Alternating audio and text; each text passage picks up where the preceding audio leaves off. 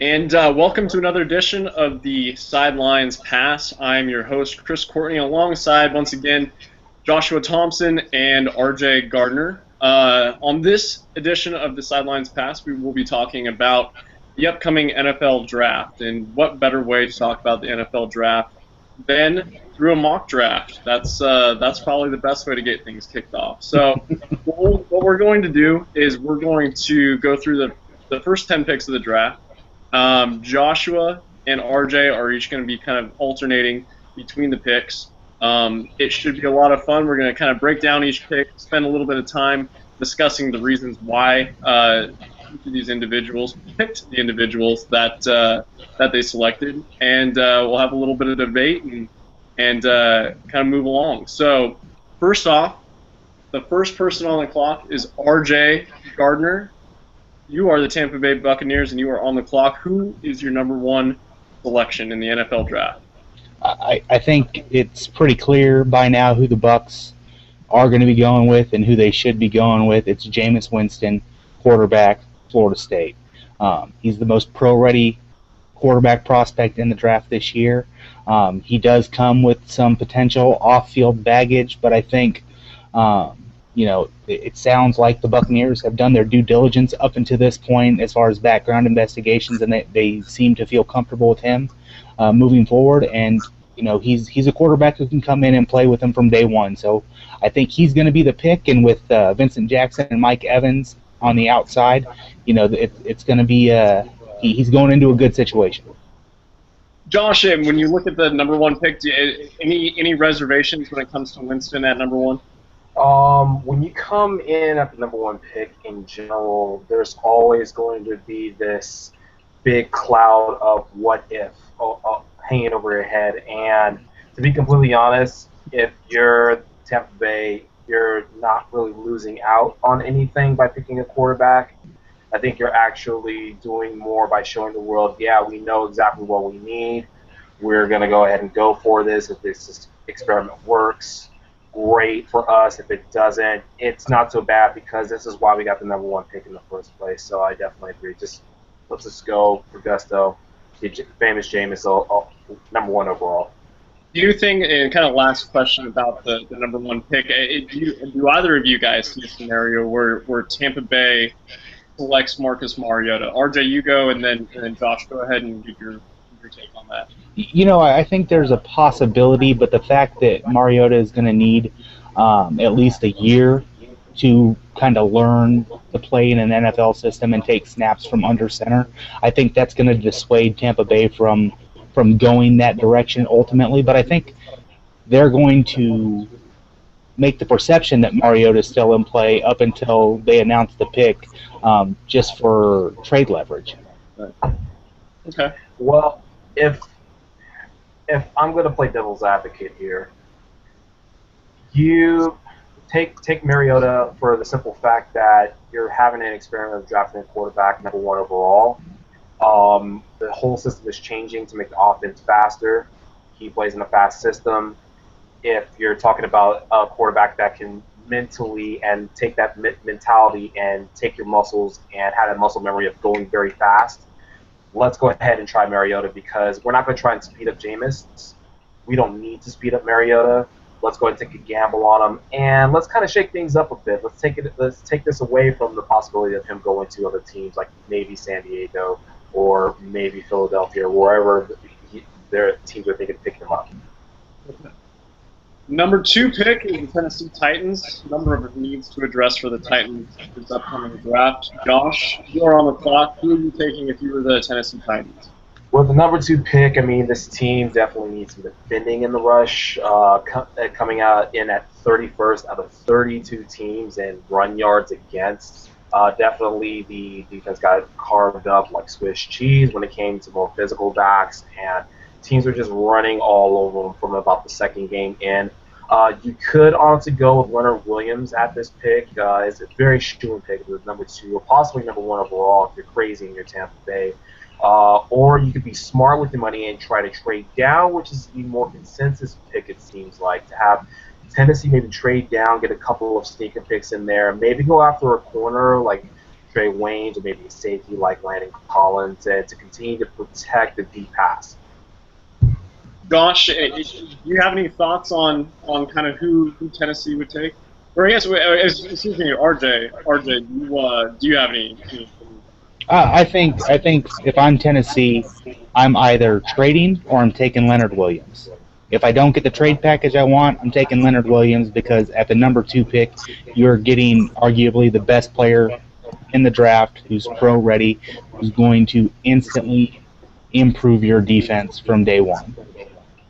Do you think there is, or I guess do you guys agree with the school of thought that Tennessee is already set at quarterback with Zach Mettenberger, and they don't necessarily need Marcus Mariota, who many people believe is the second best player in the draft? I think so. I like Zach Mettenberger. I actually got a chance to watch Mettenberger play when he was at Hutchinson Community College because it's right here where I live. You could see a lot of talent in him then. He continued to develop at LSU, and he showed some flashes in Tennessee as a 6th-round pick rookie. I think you gotta play that hand. You got to see what you have in him because I mean, he could end up being one of those hidden gems that we talk about 5-10 years down the road. As man, can you believe he went in the 6th round? I totally agree. Take Zach at what he's worth right now. I mean, you're looking at it in a sort of, hey, I have a 2-7 in my hand and I'm playing poker and I know I'm bluffing, but hey, you know what? I could end up hitting something on the river. Maybe this ends up panning out. Maybe I end up getting everything that I need out of my defense, which is what Tennessee really needed in order to continue to help keep Zach on the field to produce a lot more. So definitely I'd say they're pretty good at the quarterback position right now. No need to really shake anything up and just keep it consistent on the offensive side. Okay. Now, the 3rd pick, the Jacksonville Jaguars on the clock, meaning R.J. Gardner is on the clock. There's a number of places, ways, and directions the Jags could go here, R.J., but is there I guess, who's the pick for you, and why do you feel, that pick is necessarily the best pick for the Jags? I think with the Jags, we're going to see them go with they're going to take the best player on the board at this point, and that's going to be Dante Fowler from Florida, the edge rusher. It's not necessarily a glaring need for the Jacksonville Jaguars, but I don't see an offensive lineman in this draft that's worth the number 3 pick. There's certainly not a corner or a safety who's worth the number 3 pick at this point in the draft. So I think you're getting great value, and you're getting a player who, is a Khalil Mack level talent potentially. And I know Joshua in the Raiders hat, you can appreciate a Khalil Mack level talent.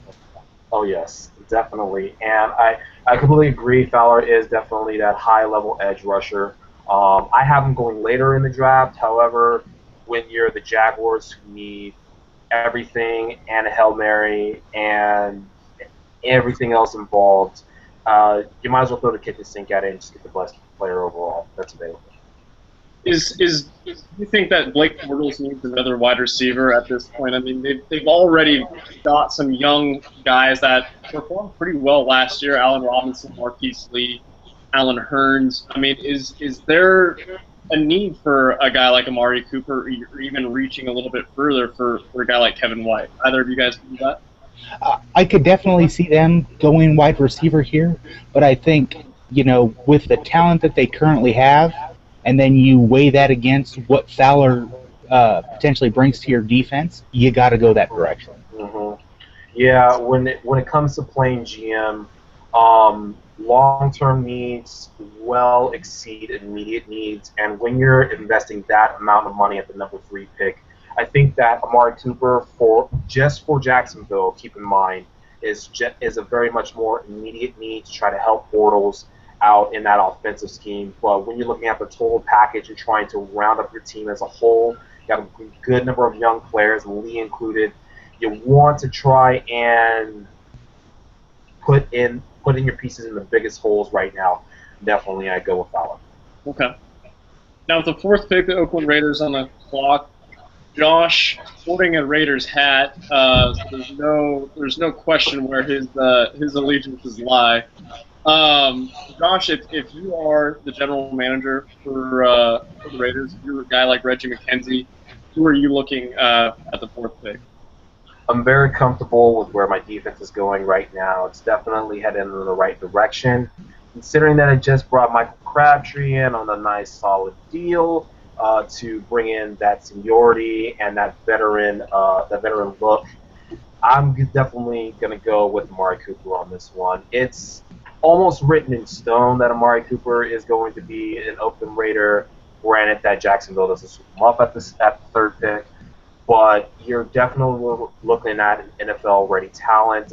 Give him a little bit of time to play behind Crabtree, learn a little bit. Halfway through the season, you're definitely going to see him come out and start making some big plays early on. RJ, do you agree that Michael Crabtree, of all the receivers out there, could be a nice mentor for young Amari Cooper? I think he can be in the right situation.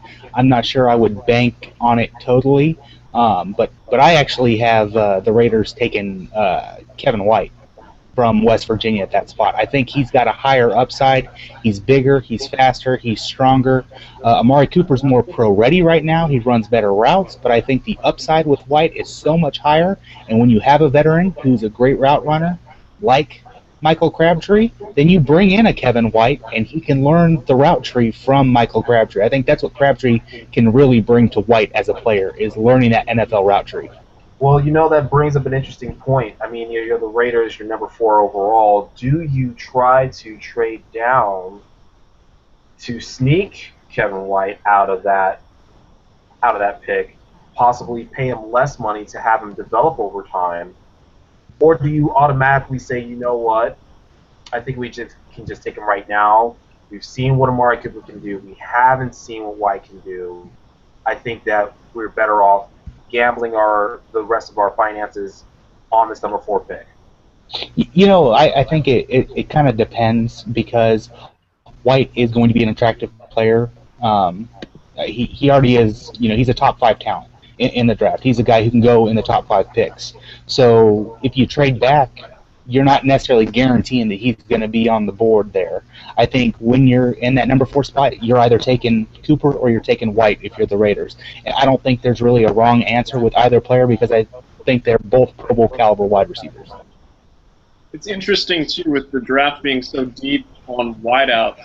I mean, I guess if you're in the position that the Raiders are in, I mean, do you? I mean, Josh, you could probably answer this question better than most. Do you feel like the Raiders' biggest need is at wide receiver, or do you think that they could maybe trade back, address that need later on, and maybe accumulate some picks and address some of their big holes elsewhere? There were some hopes with Rod Streeter last year and the season before of him coming out and playing a bigger role in the Raiders' offense. However, it hasn't panned out the way that the Raiders organization has wanted to. Definitely seen a lot of drop passes in situations where you normally would see by now that being more of a development. And definitely I think it's about time for the Raiders to look at other options other than Streeter. So, yeah, definitely wide receiver where those passes have been for Carr and the opportunities have been for Streeter. I think you definitely look at all we need is a receiver that's ready and has the hands to keep those plays. Gotcha. Okay. Moving on to the next kind of dysfunctional team on our top 10. The Washington Redskins have been kind of the model of dysfunction. Really, Mark Rippon left the league. Let's be honest. RJ, let's take a look at the Redskins. If you are the Redskins and you're drafting at number 5, who are you taking? Well, if I'm picking for the Redskins, then I'm probably going to go after a tackle, or maybe even a Marcus Peters or Trey Waynes. But with knowing the Redskins and their history, they're going to fall. They're in love with Vic Beasley, edge rusher from Clemson, and that's who's coming off the board at the number 5 pick. They're taking that athletic freak, and he's boom or bust. He's either going to be Vernon Goldson or he's going to be Clay Matthews. I mean, that's what you got there. Do you feel, though, that is a little bit of a reach, though, for a guy like that? I mean, he he will play out of position a little bit in the 3-4. He hasn't really played that rush linebacker before. He is a pass rusher by nature, but not necessarily a guy who's played that linebacker role. Do you feel like that's a little bit too early? I mean, he's not necessarily a guy who's projected in the top 10 immediately. I think it is too early to draft him, but that doesn't mean he's not going to go in that spot. The numbers he put up at the combine have NFL GMs losing their minds in talent scouts because of the potential there. His athletic gifts and his physicality, his natural tools and his ability, I mean, it translates to the NFL level. With the right coaching, I mean, the guy's going to be an all-pro. Is he going to get the right coaching in Washington? That's debatable. Josh, I saw you shaking your head. What's going through your mind? Jadeveon Clowney. As far as upside goes, or as far as end of discussion? As far we as had the same discussion with Houston last year. We seem to keep having the same discussion every year. And when it comes to boomer bust athletic freaks, please go ahead, put that in a jar, set it on the shelf, and let's start talking about football. Washington is definitely going to take that chance. And I laugh and I shake my head because it's true. They're definitely going to repeat the same folly that we've seen year after year after year. The question is this guy going to be the 1%er of guys that are actually going to live up to the talent? Numbers can lie in this draft, and I think that to Washington, they just might. It's sad to say. But you hope they don't. And I think, Robert, you really hit the nail on the head. It really is boomer bust with this guy. As we looking forward, it sounds like the Redskins are pretty much doomed to make a terrible decision no matter what. But we move on to the New York Jets, whose situation doesn't get much better. Josh, picking at 6, if you're the Jets, who's the pick in your opinion? Well, considering that this team is basically us hoping for Joker in the deck of 54 cards, whatever you're deciding to play with. By the way, I like the card references in this podcast. I'm trying to get myself ready for this Pacquiao fight, to be completely honest. And I'm thinking that I'm going to be in Vegas, but I'm not, so I'm getting Vegas-esque ready. So if I continue to make various card references and blackjack references, please bear with me. I'm just wishing that I was out there. But nonetheless, speaking of chances, there's no wrong answer for the Jets right now. Out of all the problems that this team has had, it continues to have, the biggest one is consistency. And they did establish a great idea of keeping the same coach, Rex Ryan. I personally think he did a great job with what he had. Peaked at the wrong time with the most interesting quarterback, and then everything just fell apart. It's Todd Bowles' first year on the job, and the last thing that he needs is a snowstorm clouding who and what he has on offense. Considering the running back situation right now, that he has 2 quarterbacks competing for the starting position, neither of whom are going to be a big starter in the future. Right now, offensive tackle is the way to go. At this point, I see them going with Brandon Scherf on the board. I don't see him trying to shake up a lot of things, just trying to see what he has left and get his team under control in that first year. Gotcha. Now this is interesting. Now Marcus Mariota is plummeting in our mock draft right now.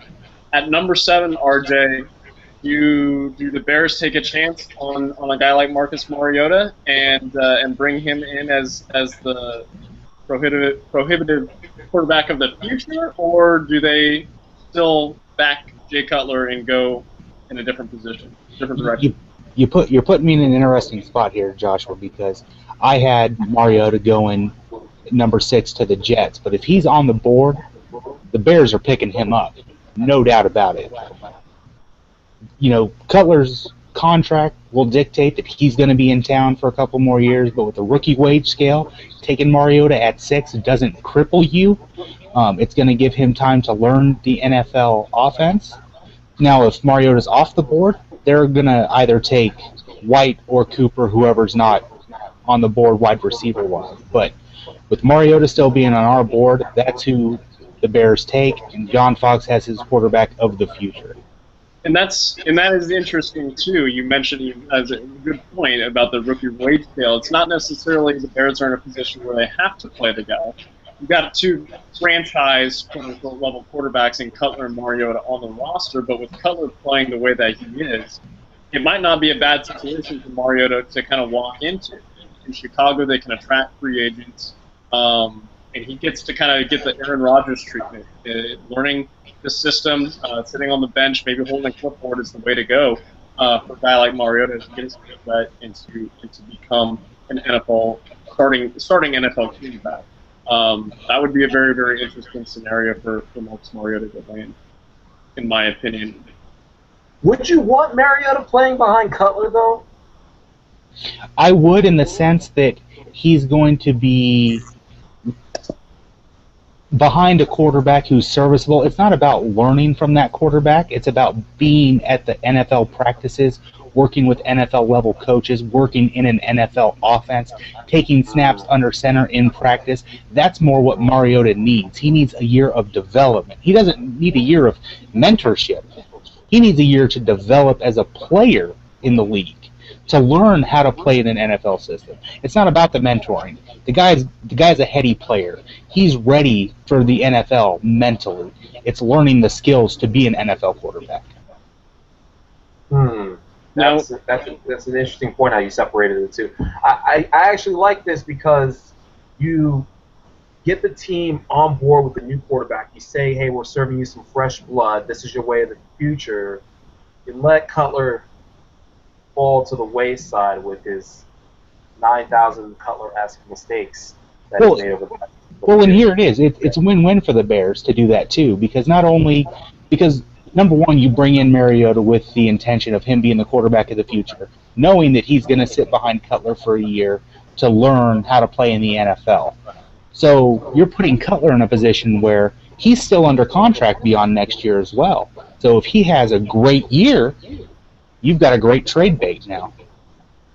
It is a very interesting kind of situation to kind of look into and to peer into the crystal ball. And if things kind of align in such a way, Mariota goes to the Bears, it could, in some ways, I think it could kind of maybe open up future strategies for teams drafting in the future. You know, do they maybe see a guy like, you know, you hand a player like Jay Cutler a huge contract, doesn't pan out?